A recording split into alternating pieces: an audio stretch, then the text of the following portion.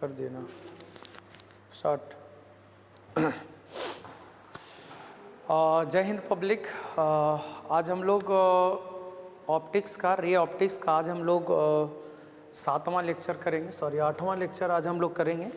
इससे पहले जो हम लोगों ने पब्लिक डिस्कस करा था उसमें हम लोग डिस्कस किए थे स्फेरिकल मिरर के बारे में। आज से हम लोग रिफ्रैक्शन पढ़ेंगे और रिफ्रैक्शन में जितने भी पब्लिक टॉपिक्स हैं उसको हम लोग कवर करेंगे। कुछ एनसीईआरटी सिलेबस के बाहर भी है तो हम उसको प्रयास करेंगे उसको कवर अप करने का पब्लिक, ठीक है। कुछ एक्स्ट्रा चीज़ भी है तो वो भी हम लोग डिस्कस करेंगे, ठीक है। तो चलिए हम लोग बिना डिले किए हुए सिलेबस स्टार्ट करते हैं आगे की तरफ। चलिए आज हम लोग पढ़ेंगे रिफ्रैक्शन ऑफ लाइट और उसमें सबसे पहले हम लोग टॉपिक जानते हैं पब्लिक। सबसे पहले रिफ्रैक्शन ऑफ लाइट में optically rarer medium. What is optically rarer medium? देखिए पब्लिक, आप लोग को बता दें, ऑप्टिकली रेयरर, रेयर का मतलब होता है खाली और ऑप्टिकली रेयरर मतलब लाइट के हिसाब से, रेयर मतलब खाली, मतलब कि रेयरर अगर मीडियम है, खाली मीडियम है तो लाइट का स्पीड ज़्यादा होगा। जिस मीडियम में लाइट का स्पीड ज़्यादा हो वो ऑप्टिकली रेयरर मीडियम होता है। रेयर मीन्स खाली। अगर मीडियम खाली है तो लाइट उसमें तेज़ी से भागेगा, इस बात को ध्यान रखना, ठीक है। यानी the medium in which the speed of light is more, जिसमें लाइट का स्पीड ज़्यादा हो उसको हम लोग ऑप्टिकली रेयरर मीडियम कहते हैं। The medium in which speed of light is more is called optically rarer medium. Optically rarer medium, जिस मीडियम में लाइट का स्पीड ज़्यादा हो उसको हम लोग कहते हैं is called optically rarer medium. Optically rarer medium, आप सबको पता होगा पब्लिक, जिस मीडियम में लाइट का स्पीड ज़्यादा हो उसको हम लोग कहते हैं ऑप्टिकली रेयर। रेयर मीन्स होता है खाली, और अगर मीडियम खाली है तो लाइट तेज़ी से चलेगा, ठीक है। और एक होता है optically denser medium. Public optically denser medium किसको कहेंगे? तो जिस मीडियम में लाइट का स्पीड क्या हो, कम हो। डेंस का मतलब होता है घना, डेंस का मतलब होता है घना। तो लाइट जिसमें स्लोली चले, धीरे धीरे चले, वैसे मीडियम को ऑप्टिकली डेंसर मीडियम कहते हैं। डेंस मतलब घना रहेगा तो लाइट धीरे धीरे चलेगा, ठीक है। The medium in which a speed of light is the medium in which speed of light is minimum, मतलब कम हो, वैसे मीडियम को is called optically denser medium। उसको हम लोग कहेंगे ऑप्टिकली डेंसर मीडियम। जिस मीडियम में लाइट का स्पीड क्या हो, कम हो। The medium in which speed of light is minimum, जिसमें कम हो उसको कहते हैं ऑप्टिकली डेंसर मीडियम। जैसे मैं एग्जांपल के तौर पे public, speed of light in air कितना हो जाएगा? 3 × 10⁸ मीटर पर सेकेंड, ठीक है। अगर वाटर में स्पीड की बात करें हम लोग, speed of light in water, तो आ जाएगा 2.25 × 10⁸ मीटर पर सेकेंड। अगर speed of light in glass की बात करें हम लोग तो आ जाएगा 2 × 10⁸ मीटर पर सेकेंड। याद रहे, speed of light in air, speed of light in water, speed of light in glass, ये तीनों में अगर हम तुलना करें, मतलब ऐसा नहीं है कि और भी मीडियम नहीं है, हम ये यहाँ पे 3 मीडियम हमने लिखा है पब्लिक। एयर में लाइट का स्पीड, वाटर में और ग्लास में, ये तीनों में सबसे ज़्यादा स्पीड एयर में है। मतलब एयर जो हो गया ये तीनों में सबसे रेयरर हो गया, और ये तीनों में सबसे डेंसर कौन हो गया? ग्लास, क्योंकि लाइट का स्पीड कम है। तो आप लिख सकते हैं, पॉइंट बना के लिख सकते हैं कि यहाँ पर air is rarer then water and glass. Water and glass से क्या है, रेयरर है। और भी लिख सकते हैं glass is denser than, glass is denser than air and water. Air और वाटर दोनों से क्या है, डेंस है। अगर ये दोनों में वाटर और ग्लास में तुलना करें तो ग्लास डेंसर हो गया, वाटर रेयरर हो गया। इस बात को ध्यान रखिएगा, ठीक है। तो ये ऑप्टिकली रेयरर और ये ऑप्टिकली डेंसर मीडियम का ये कहानी हो गया, ठीक है। डेंसर मतलब स्पीड ऑफ लाइट कम और रेयरर मतलब स्पीड ऑफ लाइट ज़्यादा। अब इसको पहचानने के लिए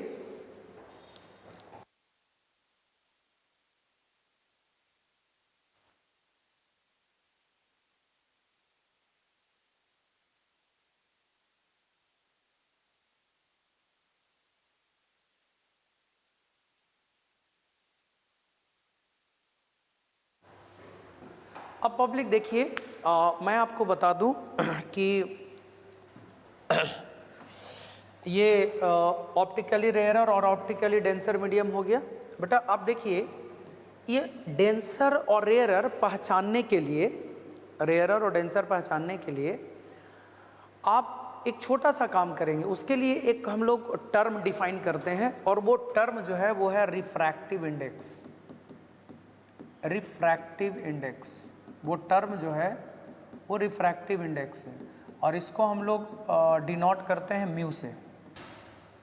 रिफ्रैक्टिव इंडेक्स को म्यू से या आप एन से भी डिनोट करते हैं रिफ्रैक्टिव इंडेक्स को, ठीक है। अब ये रिफ्रैक्टिव इंडेक्स क्या होता है मैं आपको बता दूं, ठीक है। पब्लिक रिफ्रैक्टिव इंडेक्स होता है जिस मीडियम में, मतलब इसको कैसे डिफाइन करते हैं रिफ्रैक्टिव इंडेक्स को, ये बेसिकली रेशियो है, ratio. It is defined as, पहले लिख ले उसके बाद हम समझाते हैं। It is defined as ratio of speed of light in air to the speed of light in medium, speed of light in medium। मतलब कि रिफ्रैक्टिव इंडेक्स को डिफाइन करने का मतलब, रिफ्रैक्टिव इंडेक्स को डिफाइन करने का मेरा मसला ये है, मतलब हम क्यों डिफाइन कर रहे हैं, क्योंकि मीडियम को पहचान पाएँ कि कौन मीडियम रेयरर है, कौन मीडियम डेंसर है। इससे भी पहचानते हैं, बताते हैं आप लोग को। तो पहले इसका डिफिनेशन आप जानिए, व्हाट इज रिफ्रैक्टिव इंडेक्स। तो इसका डिफिनेशन ये है, ratio of speed of light in air to the speed of light in medium is called refractive index. जैसे मैं आपको बता दूं, रिफ्रैक्टिव इंडेक्स को म्यू से डिनोट करते हैं। इसका फॉर्मूला होता है speed of light in air, ऊपर में एयर लिखना है, नीचे में speed of light in medium. Speed of light in air बटा speed of light in medium को हम लोग कहते हैं रिफ्रैक्टिव इंडेक्स। जैसे रिफ्रैक्टिव इंडेक्स ऑफ एयर की बात करें, रिफ्रैक्टिव इंडेक्स ऑफ वाटर की बात करें, वाटर का रिफ्रैक्टिव इंडेक्स, तो speed of light in air बटा speed of light in water. Refractive index of water मतलब कि वाटर का refractive index the speed of light in air बटा speed of light in water. Air में होता है 3 × 10⁸ और वाटर में होता है 2.25 10⁸। ऊपर में एयर ही लिखना है और नीचे में जिस मीडियम का रिफ्रैक्टिव इंडेक्स निकालना है उसके स्पीड से भाग लगा देंगे, तो कैंसिल हो जाएगा। 300 बटा 225 और 4 यहाँ 3 आ जाएगा, 75 चौको 375, ये 225, 4/3। अब पॉइंट में करेंगे तो 1.33, मतलब वाटर का रिफ्रैक्टिव इंडेक्स हो जाएगा 4/3। इसका कोई यूनिट नहीं लिखेंगे क्योंकि ऊपर भी स्पीड नीचे भी स्पीड, यूनिटलेस डायमेंशनलेस। फिर से अगर बेटा हम लोग रिफ्रैक्टिव इंडेक्स ऑफ ग्लास की बात करें, ग्लास का रिफ्रैक्टिव इंडेक्स, तो ग्लास का रिफ्रैक्टिव इंडेक्स होता है speed of light in air, ऊपर में एयर लिखना है, नीचे speed of light in glass. Air में 3 × 10⁸ और ग्लास में 2 × 10⁸, कट गया था 3/2 और 3/2 का मतलब होता है 1.5। ये हो गया ग्लास का रिफ्रैक्टिव इंडेक्स, 3/2 मतलब 1.5। वाटर का रिफ्रैक्टिव इंडेक्स मतलब 4/3 1.33। ग्लास का रिफ्रैक्टिव इंडेक्स 3/2 1.5। पहले मेरी बात समझिएगा आप, समझे कि नहीं। Refractive index of water, refractive index किसी भी मीडियम का अगर रिफ्रैक्टिव इंडेक्स चाहिए आपको, जैसे रिफ्रैक्टिव इंडेक्स ऑफ आपको एयर चाहिए पब्लिक, एयर का रिफ्रैक्टिव इंडेक्स, तो ऊपर एयर नीचे भी एयर, कट जाएगा 3 × 10⁸।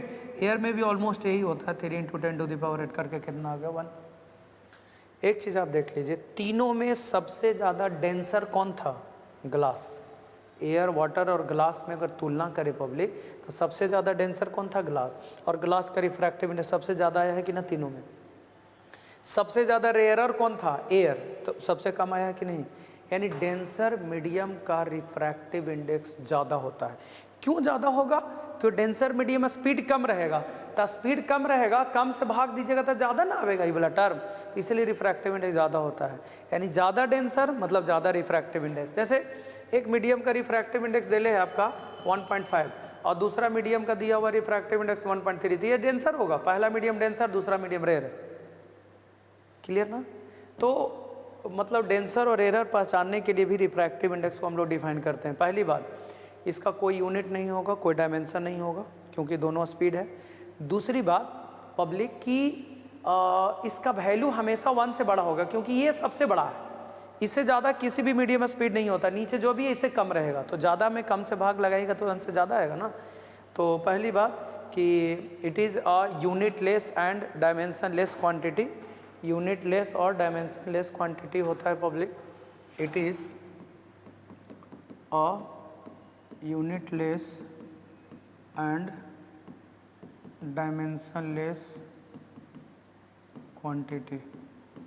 यूनिट लेस और डायमेंशन लेस क्वांटिटी होता है, ठीक है। It is a unitless और डायमेंशन लेस क्वांटिटी होता है। और दूसरी बात, it's always greater then equal to 1, 1 से बड़ा या बराबर होता है ना। 1 से छोटा कभी नहीं होता है, याद रखिएगा। ये हो गया एब्सोल्यूट रिफ्रैक्टिव इंडेक्स पब्लिक। ये सब जो निकाल रहे हैं एब्सोल्यूट रिफ्रैक्टिव इंडेक्स किसी एक मीडियम का, ये सब absolute refractive index of water, absolute refractive index of glass, air, मतलब एब्सोल्यूट मतलब कोई अदर मीडियम के रेस्पेक्ट में नहीं, मतलब एयर के रेस्पेक्ट में ही आप मान लीजिए। तो यही है, मतलब वाटर का एब्सोल्यूट रिफ्रैक्टिव इंडेक्स है ना 1.33, एयर के रेस्पेक्ट में। एब्सोल्यूट मतलब एयर के रेस्पेक्ट में। ये ग्लास का 1.5 एयर के रेस्पेक्ट में, एयर का एयर के रेस्पेक्ट में 1 हो गया public. This is the absolute refractive index. लेकिन कभी कभी, ये तो आप जान गए पब्लिक, आप जान गए रिफ्रैक्टिव इंडेक्स ऑफ एयर 1 होता है, रिफ्रैक्टिव इंडेक्स ऑफ वाटर 4/3 होता है, और रिफ्रैक्टिव इंडेक्स ऑफ ग्लास 3/2 होता है। अगर पब्लिक हम बात करें, कभी कभी ऐसा भी आता है relative refractive index of glass with respect to water. Refractive index of glass with respect to water, तो ग्लास का वाटर के रेस्पेक्ट में, देखिए refractive index of glass with respect to water, refractive index of glass with respect to water, refractive index of glass with respect to water. देखिए लिखने का तरीका सब एक ही है। Refractive index of glass with respect to water, glass with respect to water, glass with respect to water. तो glass का हो गया 3/2 और वाटर का हो गया 4/3, तो कितना हो जाएगा 9/8। 9/8 हो जाएगा, याद रखिएगा। अगर हम बात करें public refractive index of water, refractive index of water with respect to glass, refractive index of water with respect to glass, तो refractive index of water with respect to glass निकालना है, तो water with respect to glass, refractive index of water with respect to glass, और water का होता है 4/3 और glass का होता है 3/2, यानी 8 बटा कितना हो जाएगा 9। This is relative refractive index. ये सब जो आया है रिलेटिव, किसी के रेस्पेक्ट में, रिलेटिव रिफ्रैक्टिव इंडेक्स ये है और ये भी है। ये रिलेटिव हो गया, किसी के रेस्पेक्ट में हो गया। तो ये ध्यान रखिएगा, रिफ्रैक्टिव इंडेक्स जो टर्म है वो मीडियम को रेयरर और डेंसर पहचानने के लिए पब्लिक है ना, ये टर्म डिफाइन किया गया है। नेक्स्ट, कभी कभी ऑब्जेक्टिव सवाल में आता है, मैं इसको बताना चाहूँगा पब्लिक कि अगर मान लिया जाए है ना, इसका थिकनेस T1 है, रिफ्रैक्टिव इंडेक्स μ1 है, और एक और मीडियम है जिसका थिकनेस T2 है, रिफ्रैक्टिव इंडेक्स μ2 है, अगर दोनों का इक्विवेलेंट रिफ्रैक्टिव इंडेक्स निकालना है, मतलब equivalent refractive index, equivalent refractive index क्या होगा, तो देखिए क्या होता है T1 प्लस T2 बटा T1 बटा μ1 और प्लस T2 बटा μ2। ये फॉर्मूला है, आप ट्रिक समझ सकते हैं इसको। कभी भी दो अलग अलग बोल देगा कि आधा में शीशा आधा में पानी है, अब दोनों का इक्विवेलेंट क्या होगा, रिफ्रैक्टिव इंडेक्स। तो पब्लिक इसके लिए फॉर्मूला है T1 प्लस T2 बटा T1 बटा μ1 और T2 बटा μ2। इस पे आप सॉल्व करेंगे पब्लिक तो आप क्वेश्चन को सॉल्व कर पाएंगे, ठीक है ना। जैसे मैं एक एग्जांपल कर लूँ ऐसे कि एक क्वेश्चन ये है कि आधा में, आधा मतलब कि T/2, ठीक है, इसका मीडियम का रिफ्रैक्टिव इंडेक्स है 3/2 और आधा में T/2 मतलब ये T/2 है, या आप ऐसे समझिए ये 10 सेंटीमीटर है, ये 15 सेंटीमीटर है और इसका रिफ्रैक्टिव इंडेक्स है 4/3। मैंने इतना में शीशा इतना में ग्लास है, सॉरी इतना में ग्लास है इतना में पानी है। तो बोल रहा है ये T1 दे दिया और ये आपका T2 दे दिया। अब बोल रहा है कि इक्विवेलेंट क्या होगा, find equivalent refractive index. Question ये है कि फाइंड इक्विवेलेंट रिफ्रैक्टिव इंडेक्स। तो कैसे इक्विवेलेंट रिफ्रैक्टिव इंडेक्स निकालेंगे, तो इसके लिए क्या फार्मूला है बेटा, T1 plus T2 divided by T1 बटा μ1 और प्लस T2 बटा μ2। आप इसको ट्रिक समझ सकते हैं, कोई दिक्कत नहीं है, डायरेक्ट यूज़ करिए। T1 प्लस T2 10 प्लस 15 आ जाएगा, सेंटीमीटर में रहने दीजिए कोई दिक्कत नहीं है। T1 बटा μ1 10 बटा 3 बटा 2, ठीक है, और प्लस 15 बटा 4 बटा 3 क्या हो जाएगा 25 और ये हो जाएगा 20 बटा 3 और प्लस हो जाएगा 45 बटा 4। इसको सॉल्व कीजिए और सॉल्व करने के बाद जो आता है वही आपका आंसर हो जाएगा। तो इस तरह से ट्रिकी क्वेश्चन है ये और आप इसको समझ सकते हैं, ठीक है। This is equivalent refractive index, ठीक है। आगे हम लोग बढ़ते हैं public, refraction of light. Refraction of light, what is refraction of light.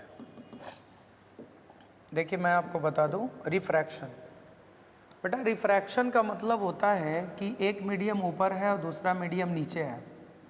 चलिए μ2 बड़ा ले लेते हैं μ1 से, तो आप समझ सकते हैं ये रेयरर है ये डेंसर है, क्योंकि जिस मीडियम का रिफ्रैक्टिव इंडेक्स ज़्यादा होगा वो डेंसर मीडियम होगा। और ये क्या है, नॉर्मल, ये नॉर्मल है, लाइट इंसिडेंट हुआ।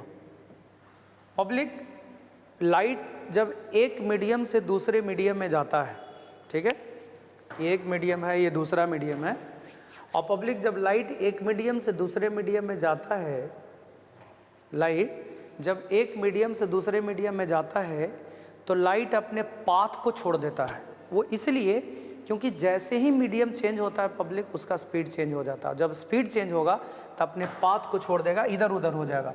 इसी फिनोमेना को हम लोग बोलते हैं रिफ्रैक्शन ऑफ लाइट। यानी रिफ्रैक्शन मीन्स लाइट का अपने पाथ से विचलित हो जाना, इसी फिनोमेना को हम लोग बोलते हैं रिफ्रैक्शन ऑफ लाइट। यानी when light is sent from one medium to another medium, when light is sent from one medium to another medium, then it deviate from their path, समझे कि नहीं, अपने पाथ से हट जाता है due to change in speed, इसके speed में चेंज होने के वजह से। और इसी फिनोमेना को हम लोग बोलते हैं रिफ्रैक्शन ऑफ लाइट, ठीक है।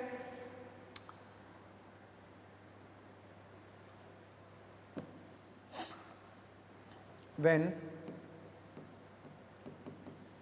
light is sent from one medium to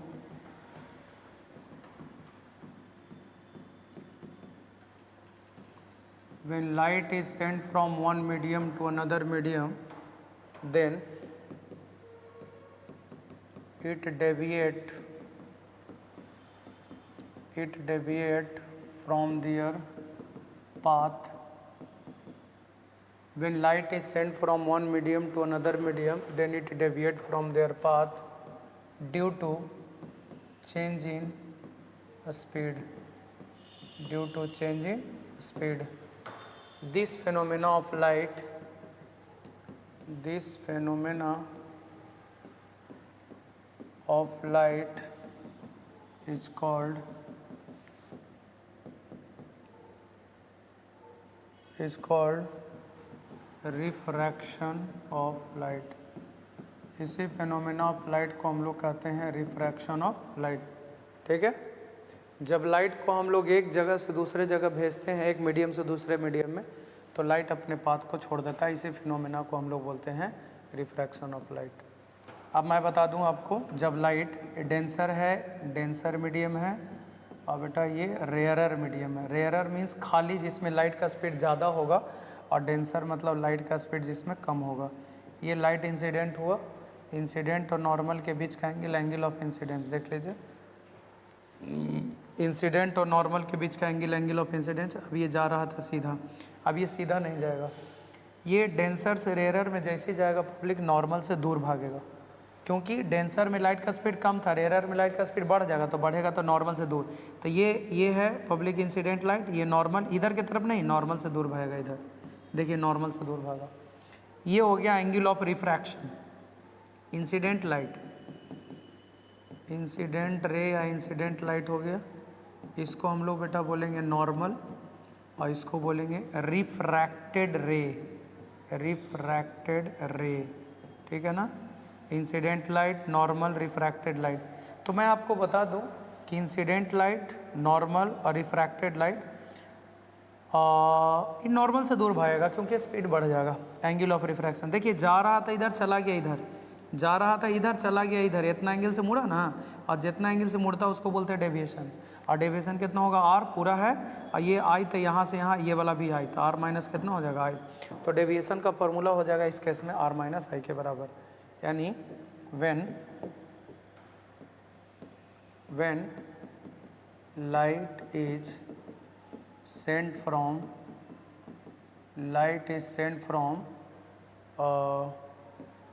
denser medium to the rarer medium, when light is sent from denser medium to rarer medium, then it bend away from the normal, due to, क्यों भाई, due to increase in speed बढ़ जाने के कारण। और इस case में deviation का जो फार्मूला होगा वो कितना होगा, आर माइनस आई के बराबर। डेविएशन का जो फार्मूला हो जाएगा वो आर माइनस आई के बराबर होगा, याद रखिएगा। इसी फिनोमेना को रिफ्रैक्शन ऑफ लाइट कहते हैं। रिफ्रैक्ट मतलब लाइट आर पार कर जाएगा एक मीडियम से दूसरे मीडियम, लेकिन अपने पाथ को छोड़ देगा।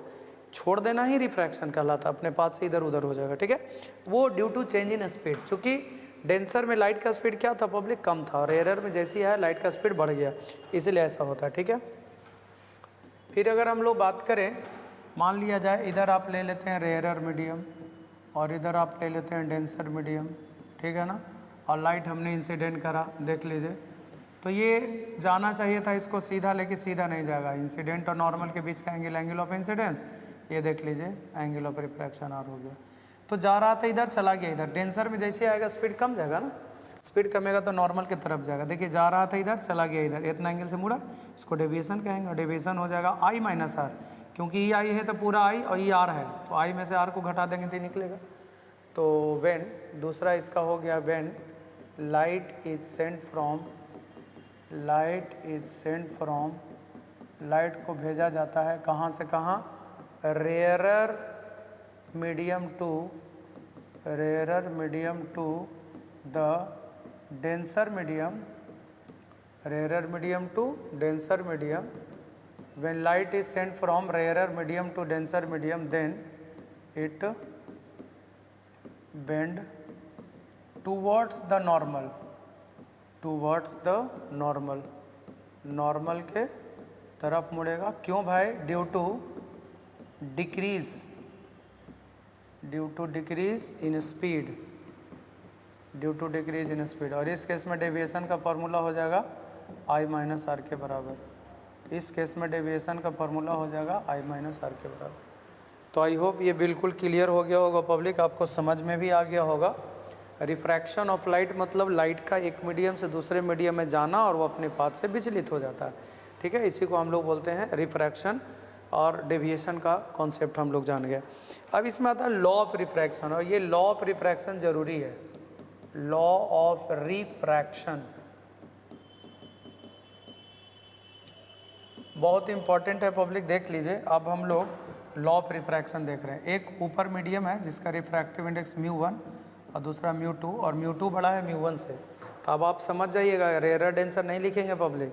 ये μ2 बड़ा है मतलब ये डेंसर है, वो रेयर है ना। ये नॉर्मल लाइट इंसिडेंट हुआ, इंसिडेंट और नॉर्मल के बीच का एंगल ऑफ इंसिडेंट जाना चाहिए था सीधा, सीधा नहीं जाएगा, नॉर्मल की तरफ आएगा। क्यों?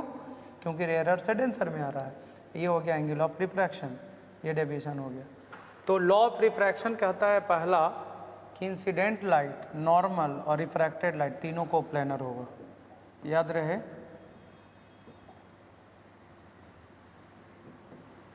ठीक है, incident light, normal, refracted light को प्लेनर होगा, मतलब तीनों एक ही प्लेन में होगा। अगर आप एक प्लेन बनाएंगे तो उसी प्लेन में तीनों आ जाएगा। ठीक है, incident light, normal and refracted light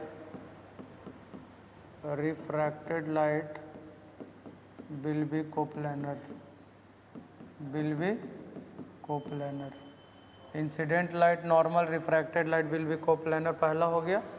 और दूसरा होता है, ये दोनों में एक रिलेशन होता है। देखिए लॉ ऑफ रिफ्लेक्शन आप पढ़े होंगे, पहला रिफ्लेक्शन में ये दोनों बराबर होता था, लेकिन लॉ ऑफ रिफ्लेक्शन में यहाँ पे ये दोनों बराबर नहीं होगा। इसमें दोनों में रिलेशन के लिए हम लोग स्नेल्स लॉ पढ़ते हैं। स्नेल्स लॉ आई और आर में रिलेशन के लिए स्नेल्स लॉ कहता है, according to Snell's law,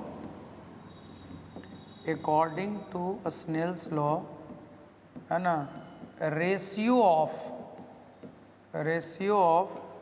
साइने of angle of incidence to the sine of angle of refraction, ratio of sine of angle of incidence to the angle of refraction is always constant,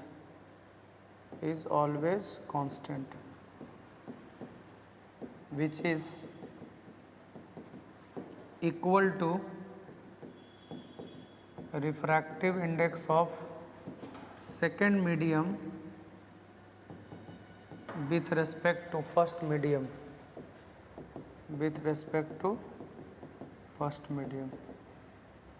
आप देख लीजिए public, Snell's law क्या कहता है, sign I बटा sine R बराबर μ2 बटा μ1, मतलब दोनों sines of angle of incidence मतलब साइन आई बटा sine R is equal to refractive index, मतलब कांस्टेंट होता है दोनों का रेशियो, और वो कांस्टेंट किसके बराबर होगा, सेकंड मीडियम का रिफ्रैक्टिव इंडेक्स बटा फर्स्ट मीडियम का रिफ्रैक्टिव इंडेक्स। मतलब आप इस तरह से इसको सोच सकते हैं। देखिए ऐसे हम यहाँ पे लिख रहे हैं, थोड़ा ध्यान दीजिएगा आप। Sine I that is sine I sine of angle of incidence to the sine of angle of refraction sine R बराबर सेकेंड मीडियम का रिफ्रैक्टिव इंडेक्स बटा फर्स्ट मीडियम, मतलब μ2 बटा μ1, साइन आई बटा साइन आर बराबर μ2 बटा μ1। याद रखिएगा, साइन आई बटा साइन आर बराबर μ2 बटा μ1, इसी को बोलते हैं हम लोग पब्लिक स्नेल्स लॉ। ठीक है, तो ये स्नेल्स लॉ हो गया, ये कांस्टेंट होता है पब्लिक, साइन आई बटा साइन आर μ2 बटा μ1 के बराबर होता है, और इसी को हम लोग कहते हैं स्नेल का नियम।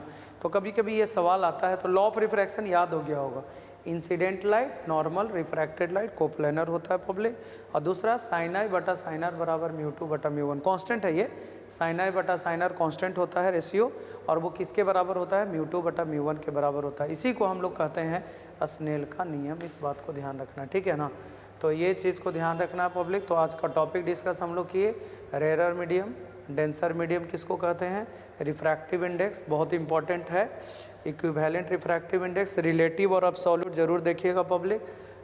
उसके बाद हमने बताया रिफ्रैक्शन, लाइट एक मीडियम से दूसरे मीडियम में जाता है तो अपने पाथ से छोड़ देता है, अपने पाथ को छोड़ देता है due to change in speed, इसी फेनोमेना को बोलते हैं रिफ्रैक्शन, है ना। रेयर से डेंसर में जाएगा तब क्या होगा, डेंसर से रेयर में जाएगा तब क्या होगा।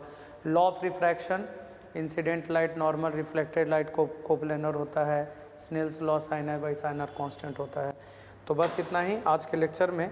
अगले लेक्चर में आप लोग को बताया जाएगा पब्लिक रिफ्रैक्शन से ही जुड़ा हुआ बात, पब्लिक इंपॉर्टेंट चीज़ पढ़ाएंगे, ग्लास स्लैब से रिफ्रैक्शन फिर पढ़ाएंगे और उसके बाद फिर पढ़ाएंगे टीआईआर के बाद 3 गो डेरिवेशन से बहुत important, refraction formula, lens maker formula और प्रिज्म फार्मूला, और उसके बाद ऑप्टिकल इंस्ट्रूमेंट जिसमें टेलीस्कोप और माइक्रोस्कोप पढ़ना है। ठीक है, तो आप पीछे का रिवीजन जरूर करें पब्लिक, और थोड़ा ध्यान से पढ़ना है और कंटिन्यू आप क्लास कीजिए तो ज़्यादा बेटर है पब्लिक। ठीक है, क्योंकि हम वीडियोस में लगातार इसमें डलाएगा, फिनिश करना है, क्योंकि हम लोगों को अभी मॉडर्न फिजिक्स में भी देखना है उसको। ठीक है ना, जो पढ़ लिए क्लास में अच्छी बात है, नहीं पढ़े तो पब्लिक उनके लिए ज़रूरी है। उसमें 2 दिन 3 दिन का है सब, और वो ख़त्म हो जाएगा बिल्कुल। ठीक है, तो एंड तक आप लोग का क्लास चलेगा पब्लिक, इस मंथ तक पूरा कंप्लीट हम कर देंगे, है ना। आप उसके लिए आश्वस्त रहें, आप पीछे का सारा चीज़ रिवाइज करें।